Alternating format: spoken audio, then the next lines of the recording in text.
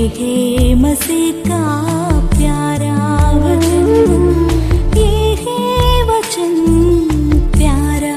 ईश्वर के धन्य नाम की महिमा हो। प्रभात मनन के सत्र 2492 में आप सभी का बड़े प्रेम के साथ स्वागत करता हूं। आइए आज के मनन के लिए हम पढ़ते हैं पतरस की दूसरी पत्री, दूसरा अध्याय, उसकी 19वीं पद। वे उन्हें स्वतंत्र करने की प्रतिज्ञा तो करते हैं, पर आप ही सड़ाहट के दास है, क्योंकि जो व्यक्ति जिससे हार गया है वह उसका दास बन जाता है। मार्शल आर्ट्स में अत्यधिक निपुण एक व्यक्ति ने कभी इस प्रकार कहा, हार और जीत मन में ही निर्धारित है। जो व्यक्ति के मन में ये धारणा है कि वह लड़ाई के मैदान में जीतने की संभावना नहीं है, वो कभी नहीं जीत पाएगा। वही जो ये पक्का निर्णय के साथ लड़ाई के मैदान में उतरता है कि वह जीतेगा ही, उसको दूसरा कभी हरा भी नहीं पाएगा। पाप के सामने हार जाने के संबंध में ऐसी ही कोई बात पतरस यहाँ अपने पाठकों के सामने रख रहा है। पतरस कह रहा है, क्योंकि जो व्यक्ति जिससे हार गया है उसका दास बन जाता है। अंग्रेजी अनुवाद में ही बात को दूसरे प्रकार समझाया गया है, For by what a man is overcome, by this he is enslaved। अर्थात जो किसी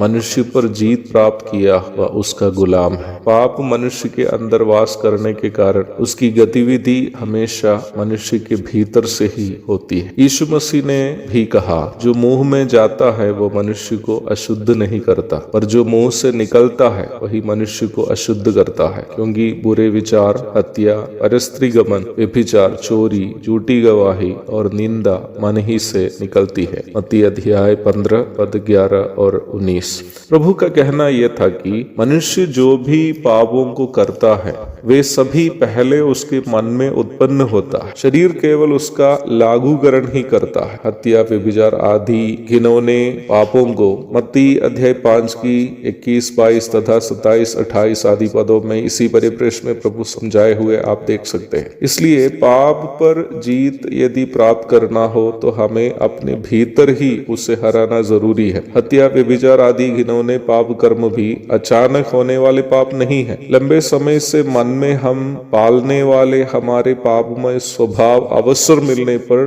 बाहर निकल आते हैं। उदाहरण के लिए, लंबे समय से जो व्यक्ति अपने गुस्से को काबू नहीं कर पाता है या किसी के प्रति नफरत मन में रखता हो, वो व्यक्ति अवसर मिलने पर दूसरे की हत्या नामक पाप में फंस सकता है। वैसे ही मान लीजिए कि किसी के मन में लैंगिक अभिलाषाएं अधिक मात्रा में हो और वह उसे अपने कब्जे में रख नहीं पा रहा हो, तो निम्न व्यक्ति अवसर मिलने पर व्यभिचार में फंस सकता है। लैंगिक पाप में पकड़ा गया एक सुसमाचार प्रचारक की पत्नी का प्रस्ताव इस प्रकार था कि उसके पति नियमित रूप में अश्लील फिल्में देखता था और यहाँ तक निम्न नीले फिल्मों में जो वह देखता था, यहाँ तक अपनी पत्नी के साथ लागू करने की कोशिश भी करता था। इसका मतलब निम्न सुसमाचार प्रचारक अपने मन में पहले ही व्यभिचार नामक पाप से हारा हुआ था। जब अवसर मिला तो वो उस पाप में फंस भी गया। यद्यपि पतरस यहाँ झूठे शिक्षकों के बारे में यह क्यों न बता रहा हो, ये एक ऐसा विषय है जिसके संबंध में हर एक विश्वासी को सतर्क रहना अनिवार्य है। यदि हम अपने मन में किसी भी पाप के संबंध में हारा हुआ हो तो हम उस पाप में फंस जाने की पूरी संभावना है। इसलिए हमें यह परखना जरूरी है कि हमारे अंदर किस पाप की ओर हम ज्यादा आकर्षित हैं, और हम यदि वास्तव में उस पाप से बचना चाहता हो तो प्रभु से ये प्रार्थना करनी है कि निम्न पापों पर जीत प्राप्त करने के लिए प्रभु हमें अनुग्रह दे। निश्चय ही प्रभु हमें अनुग्रह देंगे ताकि हम उस पाप पर जीत हासिल कर सकते हैं जो हमें गुलाम बनाना चाहता है। प्रभु हमसे ये चाहता है कि हम एक विजयी मसीह जीवन बिताए, ना कि एक हारा हुआ जीवन, ताकि हमारे जीवन के द्वारा प्रभु की महिमा हो। एक और शुभ दिन की धन्य कामनाओं के साथ आज का मनन में समाप्त करता हूँ। प्रभु आप सबको आशीष दे। आमीन।